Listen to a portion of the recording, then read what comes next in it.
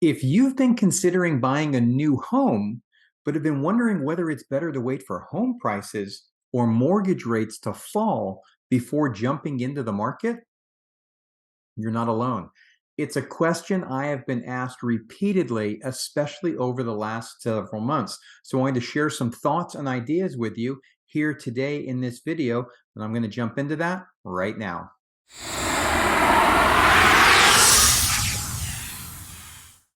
Hi, this is Andrew with the Andrew Smith Team, eXp Realty here in Frisco, Texas. And as I mentioned, it's something I have been asked repeatedly over the past months. And without a doubt, home prices have soared and mortgage rates have soared. It's caused a lot of people to withdraw, to sit on the sidelines.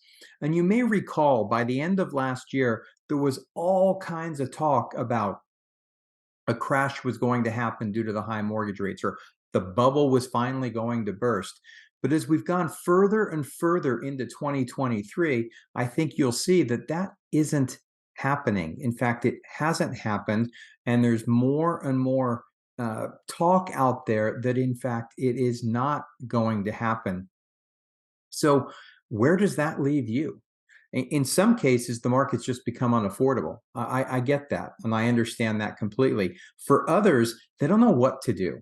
Are you better off waiting and hoping that home prices will come down, or do you sit and play the waiting game with regards to mortgage rates? So there's pros and cons to both, to be honest with you. But let's take a look at home prices first. What's happened and what I think is going to happen going forward. And with that in mind, I mean, if you've seen any of the videos I've put out previously, you'll know that what I'm doing or the information I'm sharing, it's not just my opinion. I've got a lot of experience in this, but I'm not going to go out and tell you, oh my gosh, the market's great, buy now. If it's not, if the market sucks, I'm going to tell you the market sucks. If you shouldn't buy, I'm going to say don't buy. It's that simple. And is now the right time for everyone to consider buying? No, it's not. But for other people that do have the means, it may not be bad. And let me explain. So with regards to these home prices, as I mentioned, the speculation of a crash has been with us not just in the last year, but for several years now, ever since the pandemic came about, and it hasn't happened. And again, there is nothing in the data whatsoever right now to indicate that it is going to happen. Will markets go down? Yes. As a matter of fact, here in Frisco, the market did go down. We went down last fall, actually August, all the way through November.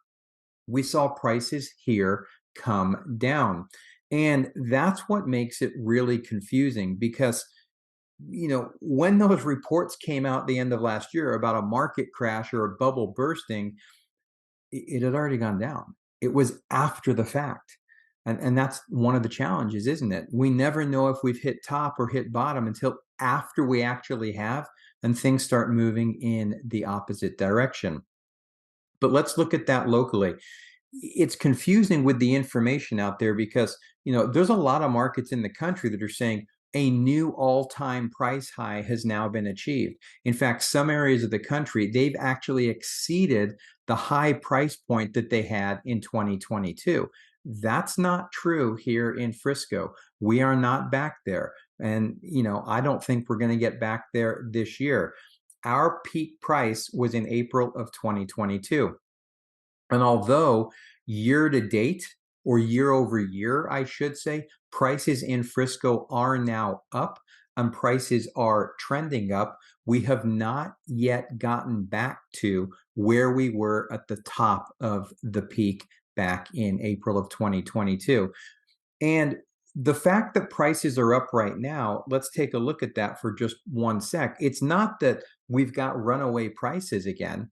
And it's not so much that the market, even though we are trending up, is running up as much as this time last year, prices were going down. So prices were going down last year. They're kind of holding steady and just trending up a little bit right now, which is making it look as though year over year, prices are increasing from where we were. And it's just kind of a misconception, or not a misconception, because the data is true. We are up year over year, but again, it's why we're up year over year. With that in mind, where price is going to go from here? And I'll be honest, if I could predict mortgage rates and or home prices, I wouldn't be making this video right now. I'd be off on some tropical island, sitting on the beach or playing golf or doing something like that. But I can't, and I don't have the ability to make those predictions, but neither does anybody else. I mean, just look at the predictions and the forecasts that have come out. They're all over the map. Here's what I can tell you. Home prices overall are always a result of supply and demand. And demand has stayed fairly strong overall. It seems as though whenever there's a big change in mortgage rates and they jump, buyers pull back. And then things kind of settle, and then buyers come back again.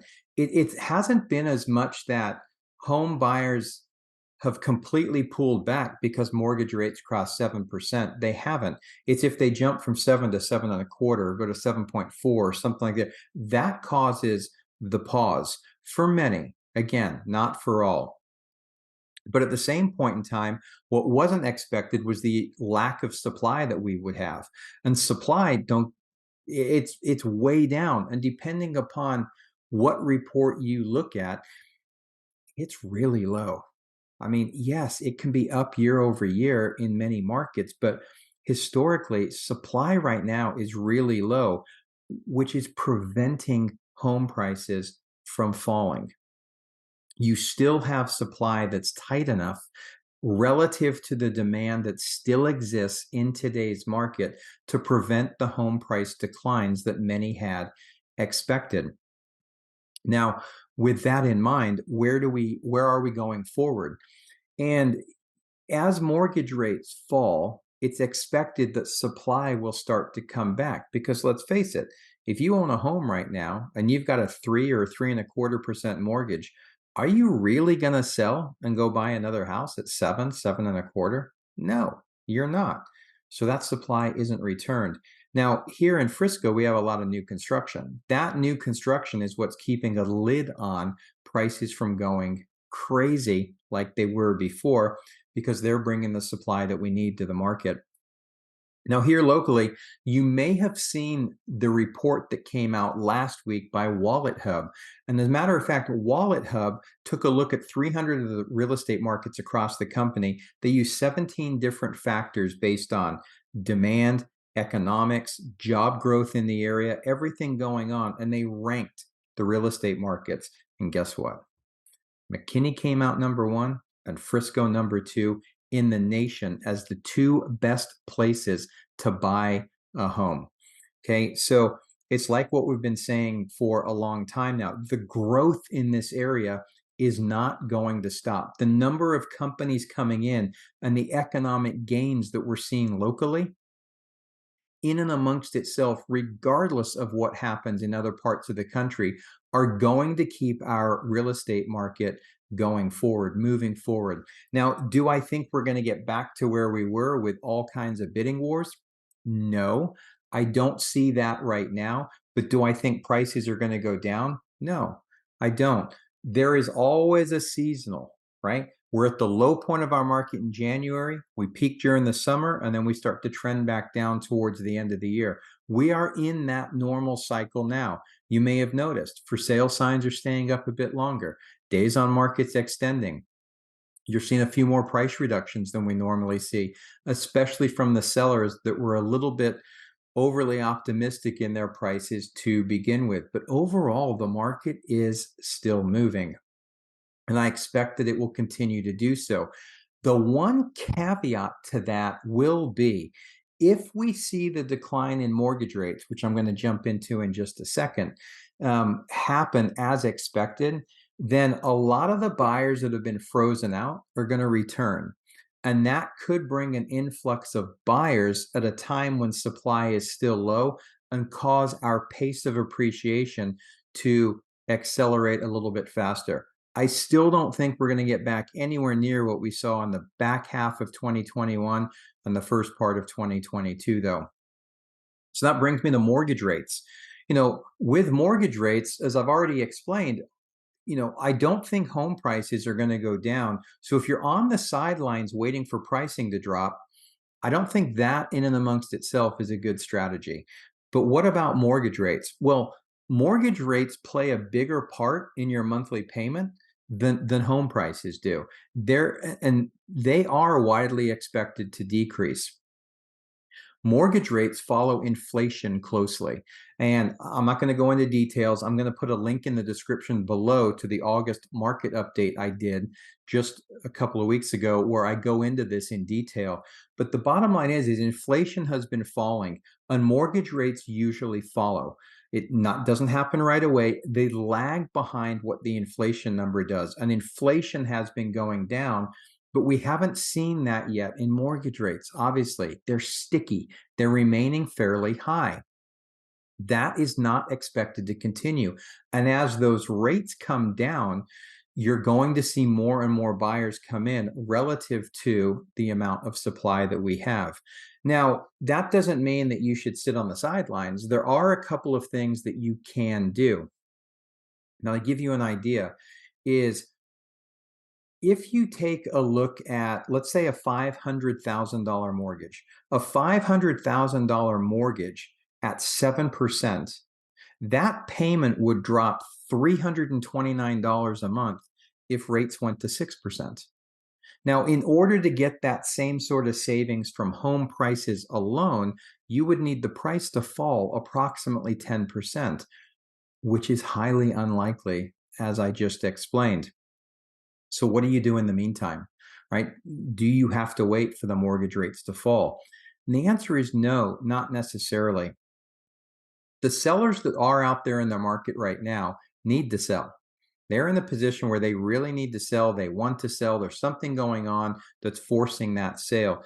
In that point in time, rather than push for price, you're better off doing a combination of price and a rate buy down. You're seeing this all over the place with new construction. The new builders are offering discounted mortgage rates. So how are they doing that? Well, they're prepaying interest on your behalf, which is enabling them to get you a lower mortgage rate. You are going to save more on a monthly payment by getting that rate down than you are in price alone. So with that in mind, there's two different types of things you can do right now. One is what's known as a 2-1 buy down. So what is that? Well, let's assume mortgage rates right now, for all general purposes, are 7%. In a 2-1 buy down, you would have to qualify at a 7% rate, but in year one, your mortgage payment would be based on 5%, 2 points lower than what it is right now. In year two, your mortgage rate would be 6%. And then in year 3 through 30, it would reset to the 7% that it is today. With the idea being that 2 years from now, mortgage rates will be lower and you'll be able to refinance that loan into a new, lower, long-term fixed rate mortgage. So one of the things you can do is to ask the seller to pay for that for you. Rather than going in solely at a lower price, you can ask for a concession in order to get that rate lower and save you money on your monthly payment. Now, as I mentioned, there's two options. The second option is a very, very similar, but it is a permanent buy down. Yes, it's a little bit more expensive, but for a seller, it's still cheaper than doing a big price reduction. And what that would do would be to permanently buy your rate down. So for instance, if it's 7% going rate, just again, using a round number, you can actually get it to where the seller is contributing money points to buy that rate down. So you would end up with a 30-year fixed rate mortgage at 5% now, and you'd also lock in a home at a price that's today's price. No future price increases there. You would get the benefit of any equity gains. The good news about that program is that if it's a permanent rate buy down, it's easier for you to qualify for, as your qualification is based on the 5% rate, not the 7% rate. And that's what you're seeing many of the home builders doing right now. As a matter of fact, I've got a link in the description below as well to the various new homes currently for sale. And I also know of other builders that they don't always have it publicized, or it's not as up to date on some of the programs that they're going to have that offer that type of program. So reach out to me, call or text, and I'd be happy to share that additional information for you. So bottom line for today, it's a combination of both. If you're in a position to actually move forward and make the purchase, it's not a bad thing, but I would absolutely encourage you to talk to your agent and structure the offer in such a way that you're asking for a concession to buy that mortgage rate down. And if you can do a permanent rate down, buy down, even better. That way you don't have to refinance that loan in a couple of years unless mortgage rates really come down. Again, if you need help with any of this or you have questions about home prices, mortgage rates, your situation, what you can and can't do, or want to know what builders are offering the absolute best, please don't hesitate to reach out. I've got a link in the description below to my calendar. I'm happy to book a call or a Zoom call with you. And also, you can just feel free to call or shoot me a text, 469-296-5230. Or as always, you can send an email to Andrew@theandrewsmithteam.com.